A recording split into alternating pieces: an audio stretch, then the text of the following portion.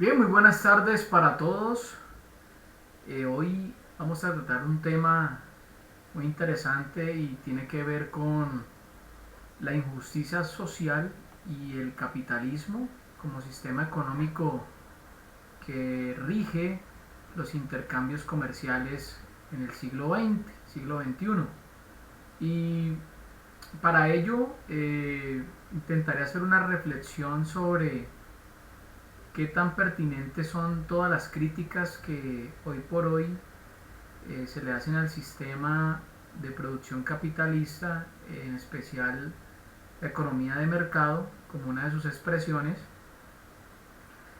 asignándole a esta modalidad las causas de desajustes y problemas sociales como la pobreza, como la desigualdad del ingreso, como la concentración de la riqueza en unos y todas estas causas que incluso basados en en la teoría de la explotación de Carlos Marx, sirvió de base para el desarrollo de la teología de la liberación en la década del 60 del siglo XX.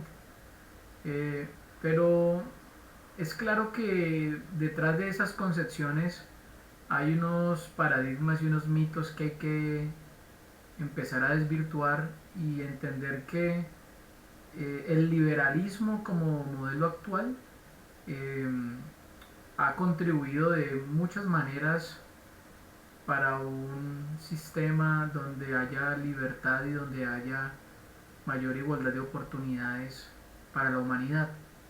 Eh, si bien no es el propósito entrar a detallar en qué consiste el sistema capitalista, sus orígenes, sí intentaré a través de la reflexión del texto, principalmente revisando el profeta Amós del siglo octavo, intentaré dar unas luces sobre una perspectiva diferente acerca del capitalismo. Bueno, Amós fue uno de los profetas, algunos atribuyen que fue el primer profeta que pone por escrito sus anuncios proféticos, derivado de las visiones que Yahvé le entrega para comunicar a su pueblo y principalmente para comunicarle al pueblo de Israel.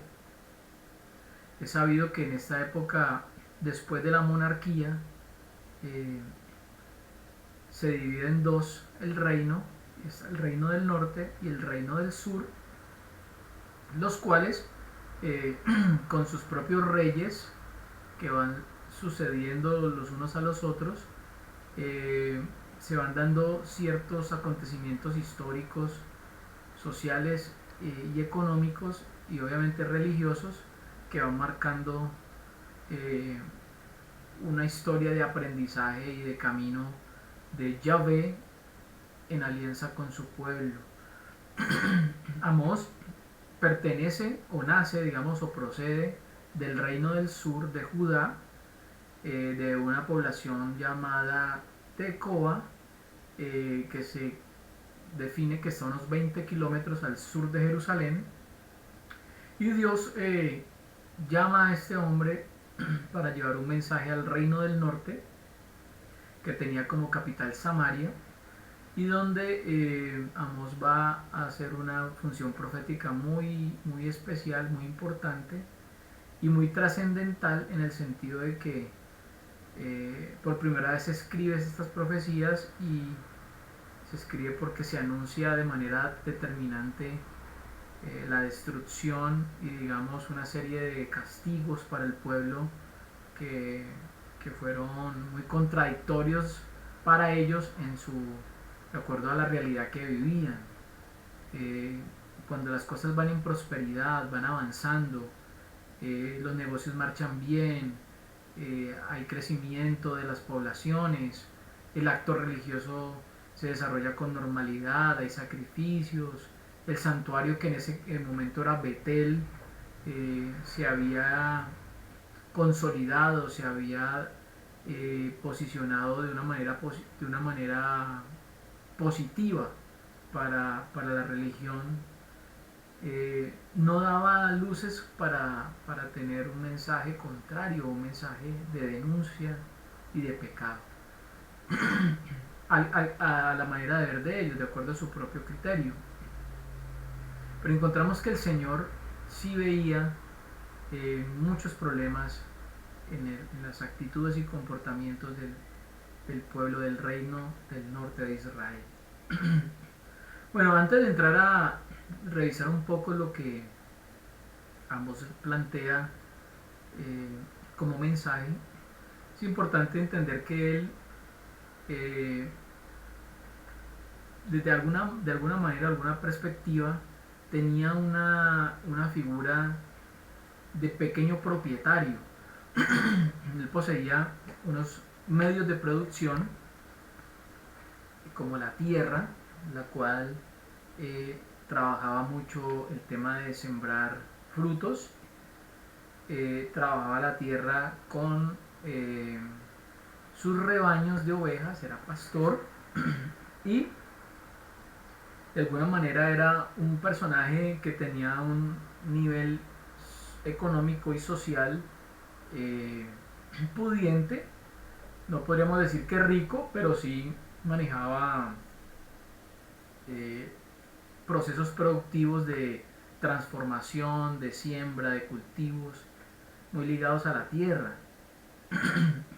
Esta figura de Amós, dado este perfil que acabo de describir, presupone de alguna manera lo que hoy se conoce como un pequeño propietario capitalista, lo que en algún momento en la edad, después de la Edad Media se conoció como un pequeño burgués, y lo que en alguna época del antiguo antiguo Medio Oriente, estamos hablando del segundo milenio antes de Cristo, había una figura de mercaderes que eran los que permitían, transitaban las rutas y canales comerciales entre los distintos puntos cardinales de todo del cercano oriente, del creciente fértil, y podían comerciar, intercambiar mercancías, bienes y servicios de acuerdo a los excesos de producción de cada una de las regiones, digamos en sus especialidades de producción. Habían unos que eran fuertes en la extracción de piedras preciosas, de oro, minerales, joyas, otros eran fuertes en la producción textil, otros en la producción de alimentos, y entre Egipto, Asiria y Babilonia, ese triángulo, y aún más al sur con los países árabes, tenían una interacción, intercambio de bienes en esas rutas comerciales, y había unos personajes llamados los mercaderes que, designados por los reyes y gobernantes de los pueblos, hacían este tránsito de intercambios. Amós, de alguna manera, estamos ubicados en el siglo VIII antes de Cristo,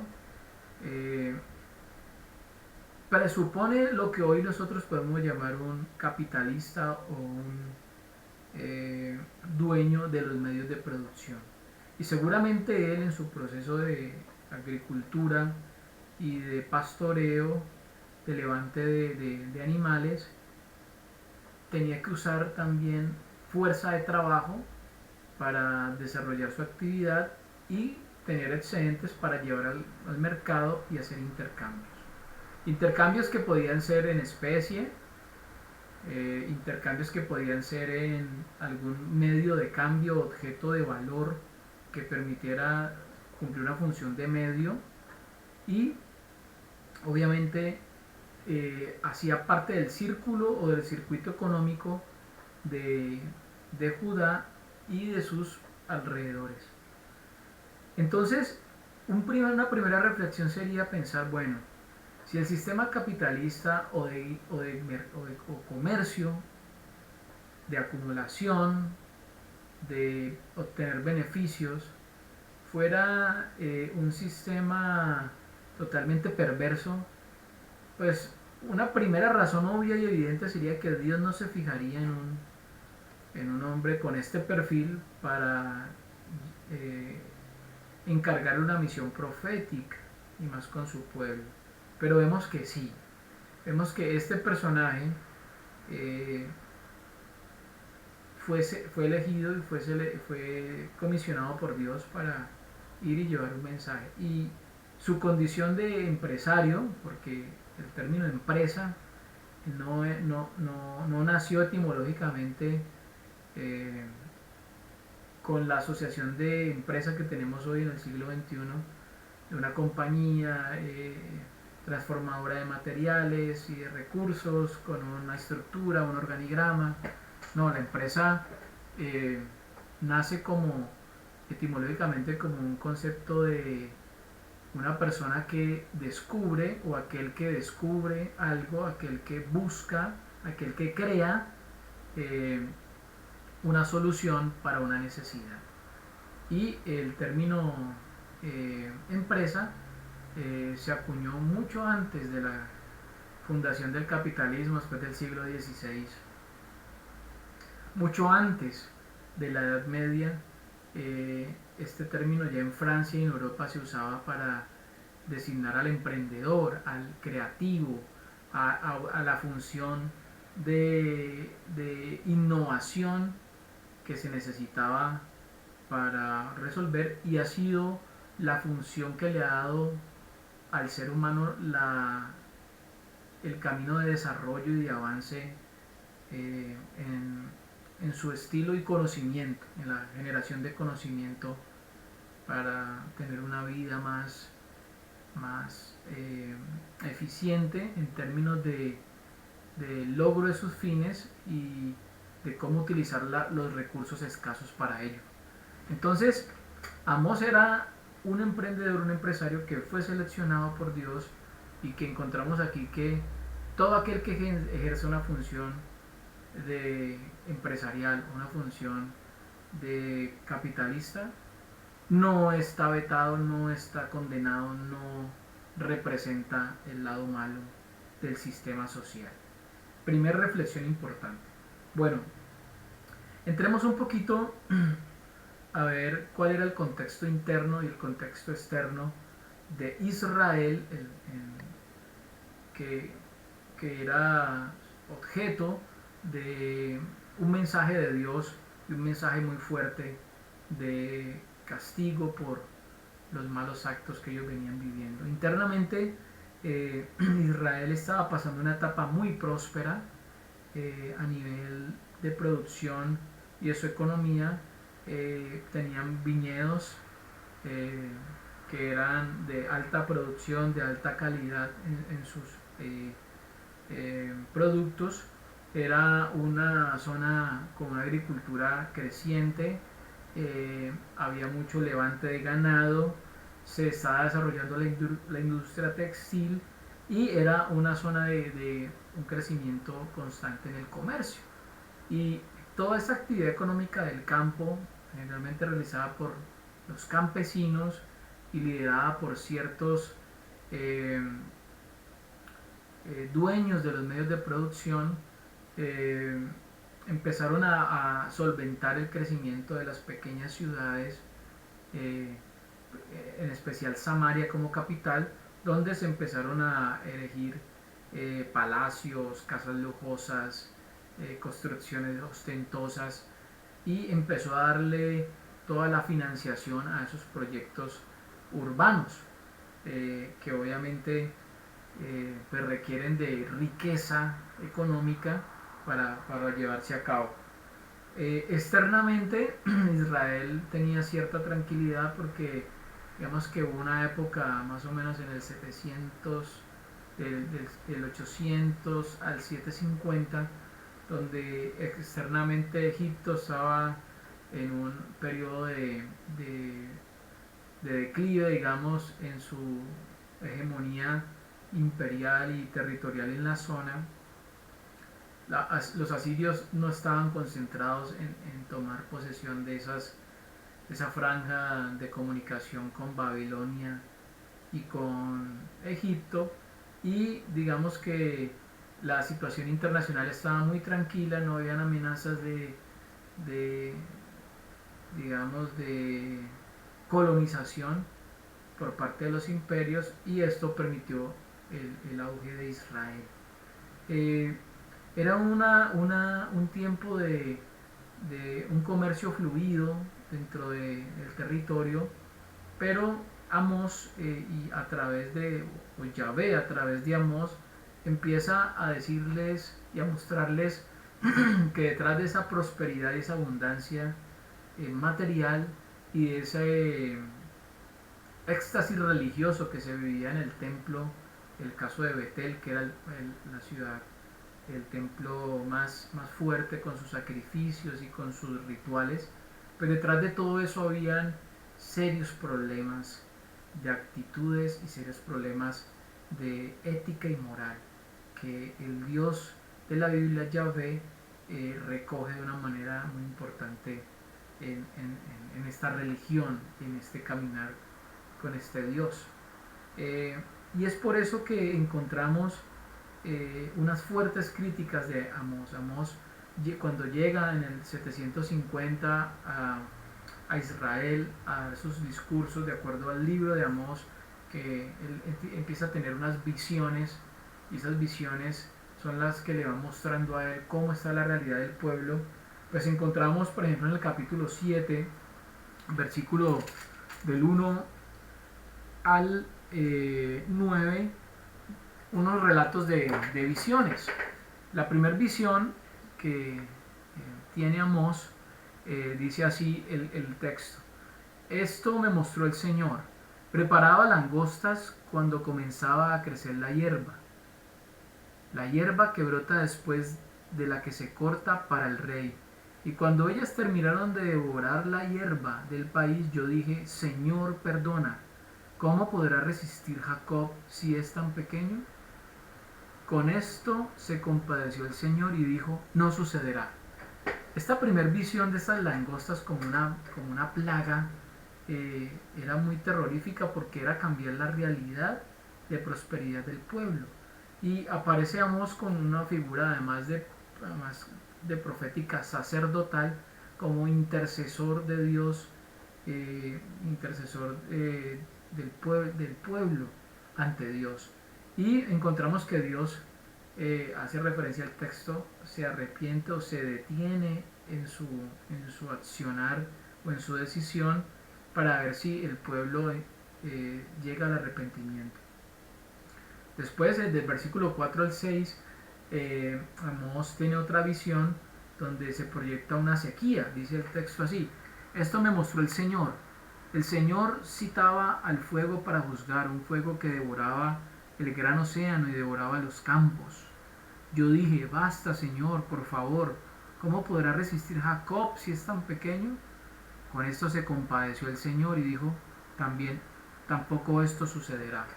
Segundo clamor de Amós por el pueblo, al ver que se esperaba para ellos una sequía, y el Señor se compadece y se detiene. En el versículo 7 al 9 encontramos también que el Señor le muestra a Amós la figura de una plomada, que es la que se usa para medir si un muro está recto o no. Y esta plomada obviamente representaba la rectitud del pueblo, ver si estaban siguiendo sus mandamientos. Entonces, esa plomada del albañil era una figura muy importante para eso.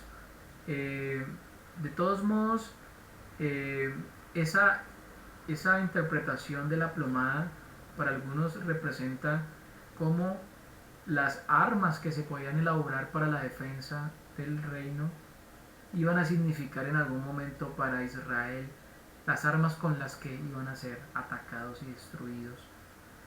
Entonces Amós empieza a ver estas visiones y empieza a encontrar elementos importantes de problemas en el pueblo. En el capítulo 8, versículo 4 al 6, ya se describe con mayor detalle una de las grandes fuentes del problema. Dice así: capítulo 8, versículo 4 al 6. Escúchenlo los que aplastan a los pobres y eliminan a los miserables.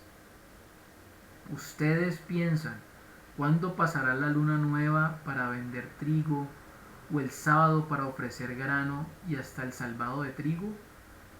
¿Para achicar la medida y aumentar el precio? ¿Para comprar por dinero al indefenso y al pobre por un par de sandalias? Jura el Señor por la gloria de Jacob no olvidar jamás lo que han hecho. Interesante cómo esta primer denuncia que hace Amós tiene que ver mucho con un comercio o un intercambio comercial amañado, tramposo, que traía engaño, fraude, especulación con los precios de mercado de los bienes. Es muy común entre las prácticas deshonestas en el mercado esconder la producción, los inventarios para generar escasez de producto y por obvia razón de oferta y demanda, un producto escaso hace que su precio suba. Eso se llama una manipulación de los precios, una especulación. Y cuando esto se hace así, se hace para obtener ganancias rápidas, ganancias del mercado, del comercio deshonestas. Y aquí el texto bíblico nos va mostrando cómo en ese comercio habían falsas medidas, balanzas mal calibradas, todo para generar ganancias rápidamente en detrimento de aquella contraparte que iba al mercado. Y normalmente esa contraparte es el pobre, es el que no tiene los medios suficientes y va al mercado por necesidad para adquirir recursos. O sea que se estaba generando una riqueza en la economía no sustentada en un crecimiento sano y normal de la producción y del consumo, sino a través de mecanismos de manipulación y de engaño para quitarle a la contraparte del comercio sus recursos de manera ilícita. Así se estaba construyendo la gloria de Israel. Ese crecimiento material, ese crecimiento económico, urbanístico, se estaba construyendo a través de la explotación y de la manipulación del comercio. Y es aquí donde Yahvé levanta su voz a través de Amós y condena y le habla al pueblo sobre este aspecto tan importante. También habían prestamistas que le prestaban a los campesinos para desarrollar su proceso de producción, pero lo hacían de una manera, de unos intereses impagables, con el fin de quitar sus hipotecas y quitarles la tierra. Era una forma de expropiarlos de sus recursos, de su fuente de trabajo, de los derechos de propiedad, a través de sistemas de crédito engañosos, sistemas de crédito usureros que van en contra de la justicia. Es aquí donde Amós habla acerca de la injusticia social, injusticia en el comercio, injusticia en el trato entre empleador y asalariado, pagando salarios esclavizantes, salarios injustos. Es una crítica muy importante que se hace a la ética en las transacciones, a la moral, a los principios. Y voy a tomar como base este planteamiento para analizar un poco lo que se cree del capitalismo y lo que hoy por hoy se ha defendido como un modelo explotador y un modelo generador de pobreza, generador de injusticia. Ahí hay un mito, un paradigma importante. Curiosamente, ha sido después de la Declaración de los Derechos del Hombre, de la independencia de Estados Unidos, de la Declaración de los Derechos, del Derecho Internacional Humanitario, de los derechos humanos de carácter universal, de la formación del capitalismo después del siglo XVI, con el desarrollo de la revolución industrial y todos los avances que se han dado en materia de producción, surgió una lectura del modelo capitalista como un modelo explotador. Y ahí aparecieron figuras como Carlos Marx y algunos filósofos del siglo XVIII y siglo XIX que eh, se metieron a estudiar economía y prácticamente hicieron una lectura derivada de la reforma protestante, principalmente calvinista, sobre el valor del trabajo. Y se creyó que todos los bienes y servicios que se producen en la economía valen por el trabajo que tienen implícitos en su proceso productivo. Y esto empezó a dar luces para sustentar una teoría de la explotación, que quiere decir que el capitalista, dueño del capital, eh, se queda con el valor o el plusvalor que la mercancía final que se lleva al comercio eh, obtiene del trabajo de la clase asalariada. Y el asalariado se queda con una pequeña parte de eso. Eso es una lectura que se empezó a generar acerca del modelo de mercado, del modelo de producción, lectura muy errada, y por allá en el siglo XIX eh, surgen algunos estudiosos de la economía, los austriacos, que empiezan a mostrar que eso no es así. Sin embargo, eh, cogió mucha fuerza y mucha popularidad la idea marxista de explotación. Pero si se analiza objetivamente, el sistema capitalista ha sido y es preferiblemente a los demás sistemas anteriores que ha tenido la humanidad muy superlativo y muy superior en cuanto a la erradicación de la pobreza. ¿Quién podrá preferir un sistema como el feudal, de esclavitud, de servidumbre? ¿Quién podrá preferir un sistema eh, imperialista o un sistema monárquico donde las leyes antinaturales para el hombre, es decir, el dominio, la explotación, la esclavitud, la servidumbre, eran las formas de apropiarse de los pueblos vecinos y de generar riqueza y construir riqueza?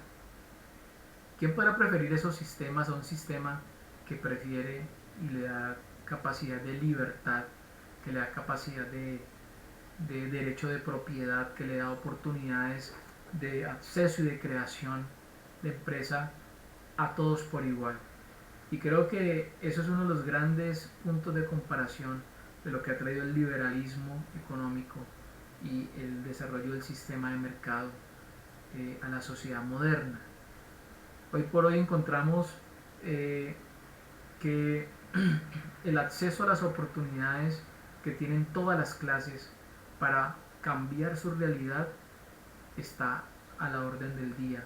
Y ese es el modelo que encontramos en la Biblia de un Dios que faculta al hombre de dones, talentos y cualidades que puede utilizar para desarrollar su potencial, desarrollar en un sentido de función creativa, en un sentido de función de innovación, y poder transformar y crear cosas nuevas. Esa capacidad estaba coartada en la historia de la humanidad por el dominio de la espada y por el dominio de la fuerza y la violencia. La liberación de, del hombre en tener derecho a trabajar por sus fines a través de medios y poder tener un marco que le garantice esa libertad es una de las grandes banderas que hoy tiene la humanidad. Es por eso que la clase pobre, que antes era la mayoritaria y solo había un pequeño puñado de ricos que subyugaban a las demás partes de la sociedad, hoy por hoy eh, han podido trascender y pasar a un estado de clase media, y la clase media surge con el capitalismo. Estoy tratando de nombrar unas bondades del sistema y comparar, pero lo más importante de esto es entender que aunque hay pobreza, aunque hay todavía brechas en sentido social de bienestar y de eficiencia, el problema no es el sistema capitalista. El problema no es que haya un modelo de mercado. El problema tiene una mayor trascendencia y un mayor fondo. Y en el texto bíblico lo encontramos. Aquí con Amós encontramos que habían ciertas eh, alianzas entre poderes políticos, económicos y religiosos para manipular, para oprimir, para esclavizar. Y es allí donde gira el tema central. Y es cómo la corrupción en los poderes permea la sociedad y permea el mercado y genera grandes desigualdades sociales y económicas.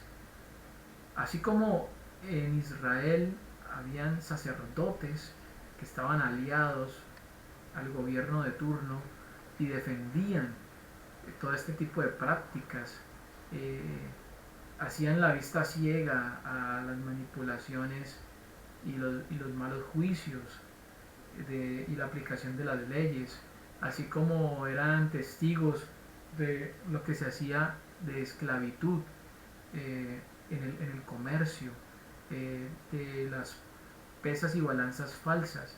Pues es una historia de nunca acabar en el devenir humano y es lo que ha posibilitado que los derechos ganados en la libertad individual en el siglo XX, siglo XXI, pues todavía no sean los grandes generadores de mayor bienestar para la población. Eh, Hoy lo vivimos, hoy los estados en general en el mundo están llenos de corrupción. La iglesia, la religión, lastimosamente se ha fusionado y se ha unido a este poder. Y este poder es el que ha obstaculizado eh, unos mejores resultados para la disminución de la pobreza y la mejora de la calidad de vida. ¿A través de qué? A través de la corrupción, a través de cargas impositivas sobre la sociedad que no se reflejan en mejoras de bienestar en salud, en educación para la población, en barreras para el comercio, en privilegiar la entrada de productos de países poderosos y no favorecer la libertad de comercio. Encontramos que esa corrupción y ese poder de intervención del Estado de manera negativa es lo que ha menguado la capacidad de un sistema como el capitalista, que en últimas es un sistema de cooperación social, pueda tener mejores impactos para la sociedad en general. Hoy por hoy vemos sistemas impositivos fuertes que no le permiten a las pequeñas empresas surgir, crecer, entrar al mercado, competir, ofrecer bienes y servicios de calidad, contratar mano de obra, generar mejores ingresos y mejores capacidades de bienestar a los ciudadanos. Es ahí donde hay un gran problema y el texto bíblico nos lo muestra. Dios no condena en el texto bíblico el capitalismo. Dios no condena en el texto bíblico al comercio o al trueque. Dios no condena a Amós por ser un propietario de medios de producción. Tampoco condena las riquezas que se puedan conseguir a través del trabajo, a través del cultivo. No, lo que se condena ahí es la actitud de engaño, de fraude, de trampa, de falta de ética, de falta de moralidad. Es ahí donde se condena es esa actitud corrupta de los políticos, de los reyes, de los sacerdotes. Eso es lo que se está condenando. Lo que se está condenando es un comercio injusto, es hacer trampa, es no ser ético. Y hoy por hoy es lo que se debe seguir condenando, es lo que debemos aprender del texto bíblico para condenar. Y es ver cómo los políticos y los estados siguen abusando del pueblo, abusando de las oportunidades, abusando del comercio y no permitiéndole a la sociedad, trabajando con un nivel de ética necesario, crecer y avanzar. Es importante entender que Dios busca que el hombre sea libre, que el hombre sea creativo, sea innovador, que camine hacia adelante siguiendo un Dios de la promesa, un Dios que promete una tierra y un Dios que a través de la fidelidad en sus principios puede llevar la vida de la humanidad a un nivel superior. No hay que hacer y continuar la apología del pobre, no. No sustentar la teología en un lugar de víctima, es proponer una teología que trabaje en un lugar de proactividad, en un lugar de avance, en un lugar de creatividad, en un lugar de innovación. Necesitamos unas teologías basadas en un Dios que provee, en un Dios que apoya el crecimiento, que apoya la creación, el espíritu empresarial. Es esas teologías que le dan sentido de avance y de progreso. No una teología que se pare desde la mirada del pobre, que se pare desde una mirada de víctima, sino una teología que busque un quehacer proactivo, dinámico, positivo, creador. Y creo que en Amós encontramos un hombre, un profeta, que siendo un hombre creativo, un hombre próspero, un hombre dueño de los medios de producción, ir a llevar un mensaje de honestidad, de rectitud, de valores, de moral. Eh, Esas son las alternativas que tenemos. La alternativa no es un Estado paternalista o un sistema socialista que trajo corrupción, que trajo destrucción, que trajo muerte para la sociedad y para las economías que intentaron escoger este camino. Lo que necesitamos es una libertad y un quehacer teológico desde la libertad, para que la clase pobre trascienda a la clase media, para que haya un crecer y un desarrollarse de la sociedad. Nada gratis, nada asistencialista, sino de progreso, de transformación, de cambio. Y creo que el texto bíblico en eso es muy importante, porque aboga por igualdad de derechos, aboga por honestidad y principios, por ética y moral. Ese es Yahvé, ese es el Dios que le habla a su pueblo para que corrija el camino y para que haga las cosas, para que sea rico, pero de la manera correcta. Quería agradecer a todos por su tiempo y espero que esta charla nos ayude a reflexionar y seguir pensando cómo hacer y cómo llevar el quehacer teológico. Muchas gracias.